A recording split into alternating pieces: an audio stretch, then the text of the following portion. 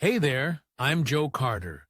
If you've ever popped the hood and thought, where do I even start?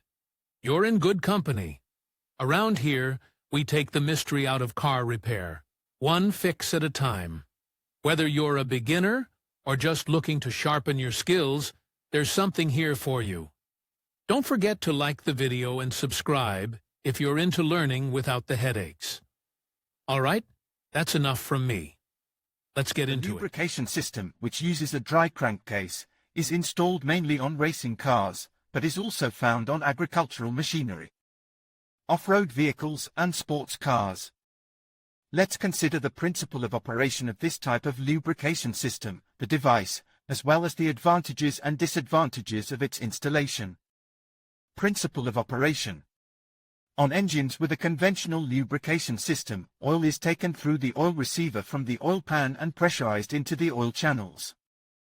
The oil released from the lubrication and cooling zones flows by gravity into the oil pan, where most of the filling volume is located. The principle of dry sump operation, only a small part of the filling volume is located in the engine sump. The main part is pumped from the crankcase by the suction module into a special tank. The oil is taken from the additional tank for pressurized feeding into the lubrication system channels. Most often, the suction module is made in the form of a separate section of the engine oil pump. It is on the device and the principle of operation of such a system we will stop in detail. The rushing air flow through the radiator honeycomb is intended to cool the oil. But in winter, such operation of the lubrication system would impair engine warm-up. Therefore, an oil thermostat is installed inside the heat exchanger housing. The device resembles the thermostat of the engine cooling system. Its purpose is to cut off access to the radiator, directing the flow directly into the reservoir. When the oil reaches 100 OC, the thermostat opens. Such a design allows to warm up the car interior faster, reduce fuel consumption and the amount of harmful emissions. Three-section oil pump. To understand the principle of operation of a three-section oil pump, let's consider the device of the pump of the W12 engine from Audi. The driving sections are mounted on a common drive shaft, which is connected to the crankshaft of the engine by means of a chain transmission. The driven gears freely rotate on a common axis. It can be said that in a three-section oil pump of a dry sump lubrication system, three separate pumps are operating. The diameter of the chain drive sprocket allows the selection of the gear ratio, which directly affects the performance of the oil pump. The principle of intake and discharge is no different from that of a gear-type oil pump. A pressure-reducing valve is also incorporated in the housing. But unlike conventional wet crankcase systems, excess oil is not drained into the oil pan, but goes directly to the inlet side of the oil pump. Oil circulation diagram. We can see that the lubrication zones in the engine have separate return drain lines, through which the oil is drawn by the suction sections and fed into the oil tank. The pressure in the dry sump lubrication system is created by a discharge pump that pumps oil from a special tank. To ensure that the oil draining into the sump is fully returned, the capacity of the suction module must be higher than that of the discharge section. In the case of the W12 engine oil pump discussed above, the values differ by a factor of 1.5. Also, a full intake is facilitated by separate oil intakes for each pumping section. Oil tank. One of the advantages of a dry sump is to reduce the risk of oil starvation of the engine.